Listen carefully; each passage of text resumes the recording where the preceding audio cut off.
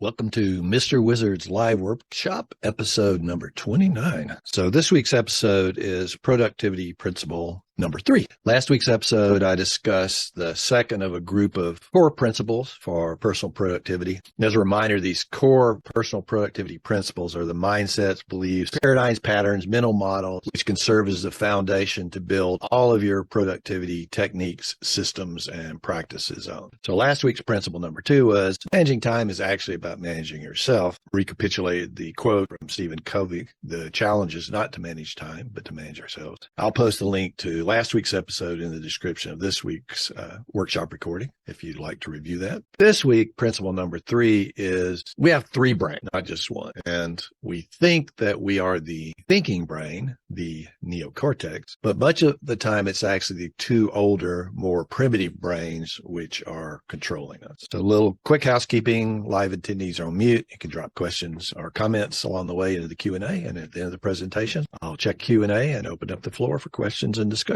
Neocortex, it's the highest level. I mean, geographically, it's on the top, and it's a set of layers of the cerebral cortex involved in the higher order brain functions, sensory perception, cognition, facial reasoning, language, the things that make us human, that separate us from all other of God's creatures. It's also been shown to play an important role in sleep, memory, learning processes. It is the newest part of the cerebral cortex to evolve. That's the prefix neo. And in humans, 90% of the cerebral cortex and 70% of the entire brain is the neocortex. But there are other structures. The limbic brain emerged first in mammals, and it's associated more heavily with agreeable, disagreeable experiences, emotions in human beings. And the main structures of that limbic brain are the hippocampus, the amygdala, and the hypothalamus. So it's, I'd say, the seat of the value judgments we make, often unconsciously, that exert such a strong influence on our behavior. And then there's what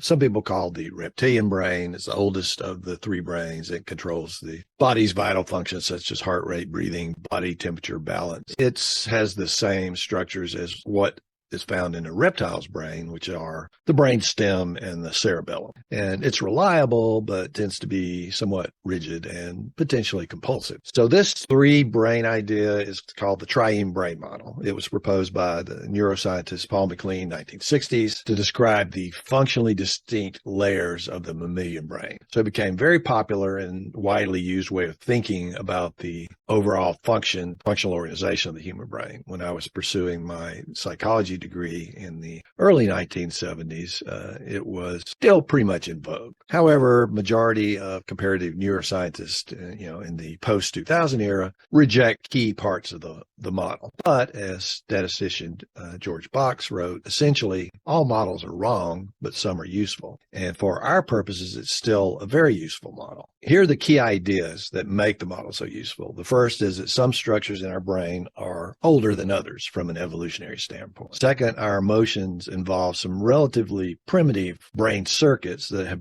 been preserved over the course of millions of years of our evolution. And the fear circuit and the pleasure circuit, for instance, are specific neuronal circuits that do not reside in the neocortex. So these more primitive brain structures, while taking up much less space than the neocortex, actually have a tremendous impact on how we think, feel, process, and interpret the world. And humans have a strong tendency to allow these more primitive structures to drive our thoughts and actions, and then to rationalize after the fact using the power of the neocortex to justify their behavior. Last week, I shared the Buddhist concept of the monkey mind. Just as a monkey swinging through the trees grabs one branch and lets it go only to seize another, so too, that which is called thought, mind, or consciousness arises and disappears continually, both day and night. The triune brain model and conclusions I just led you through about it is just another way of saying it's not a safe assumption that our higher rational faculties are always driving our bus. So to recap, principle number 3, we have three brains, not just one. We think that we're always thinking or using the higher level brain, but much of the time it's actually the two older, more primitive brains which are controlling us. So if you embrace this as a principle, then you want to become more aware and watchful of your internal dialogue, your decision-making processes, and your actions. You want to become more present moment to moment and alert to what is actually going on in your mind, your body, and your emotions. Primitive animal nature, or the monkey mind, to use the Buddhist concept, lives within all of us, but it does not control us if we're aware of its presence. So that leads to my proposed action item this week. So I made the case that being present in the moment, being aware and mindful will serve you well. And a good starting point to becoming more mindful is practicing a simple mindfulness meditation. This is as basic as it gets. I've been meditating various techniques and approaches for over 40 years, but this is very easy and straightforward. And I've just kind of laid out the steps. I'll go through them pretty quickly. So you start off by sitting comfortably. You want to be erect, not rigid, and just put your hands in your lap. Take a deep breath in through the nose to a count of 10. Then you breathe out through your mouth to a count of 10. You can actually do that a couple of times, but I just wanted to give you the very simple 5-minute practice. Then scan your body, especially neck and shoulders, looking for any tension, and relax any tension that you feel. And then always set a timer so I don't have to worry or think about it, look at my watch. And for this practice, I'm recommending just set a timer for 5 minutes, especially if you haven't ever done any mindfulness meditation before. And the whole practice here will just be to observe your breath, the in and out. You're not trying to control it at this point. You just let your body breathe itself and merely observe and feel your breath. Probably better if you close your eyes. So you're focusing on the sensation of breathing and where you notice it. Do you feel it in your nostrils? Does the breath feel cool? Do you feel you're breathing more in your belly or your chest? How are you experiencing your breathing? And if you'll just watch it, you'll notice the sensations can change over time or from one breath to the next. And when your attention inevitably wanders away from the breath and you notice that it has, just gently bring it back. Don't beat yourself up. Go, oh no, because it's going to happen. Bring your attention back to observing your breath.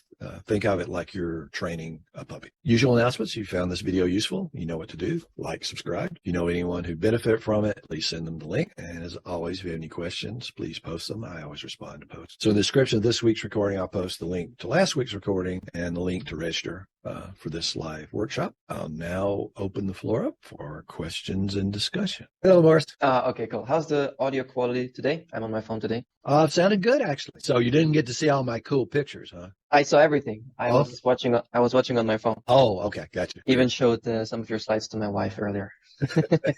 So do you do any kind of meditation practice, Moritz? Yes, I do very basic meditation. I started with 5 minutes, and when I felt like 5 minutes was getting easy, then I would always extend by 30 seconds. Yeah. And now I'm at 8 minutes. Sometimes I'm struggling again with 8 minutes, and I go back to 7.5 or 7, and then when that feels good again, I go back to 7.5 or 8. But meditation is not easy for me, and I know it's a bad sign. It's not easy for anybody. It's over time it gets to be, I'd say, more enjoyable and less of a chore, and more, I say, pleasurable. So that even on those days, and I usually go for 30 minutes or at least one 30-minute one in the morning, and sometimes go a little bit longer. I set my timer for 30 minutes, and then once I hit 30 minutes, I have the option of, if I'm feeling inspired, to go a little bit longer. I'd say most days it feels more beneficial and good than it does annoying and and a chore than it did in years past. Wow, 30 minutes. That's impressive. Do you sit on the floor? I sit in a comfortable chair. I used to teach yoga, so I could do the lotus or the semi-half lotus years ago. It would be very uncomfortable for me now to try to sit in that yoga lotus seated meditation position, and it really doesn't matter. It doesn't make your meditation better, even if you're flexible enough to do that. It's much better to be comfortable than it is to try to sit in some arbitrary position. Okay, I'm going to try that then, because sitting on the floor it's not that it's not comfortable, but it gets tiring. Yeah. The idea is just to be comfortable, not rigid, but don't lean forward, don't lean back. Sit so that you don't have to expend a lot of energy or effort holding your body. Just kind of, you feel grounded. Then your attention doesn't have to be on your posture, right? It's It's on your breathing. And for me, I think it's a lot easier to feel my breath and to breathe comfortably and naturally if I'm sitting in a chair.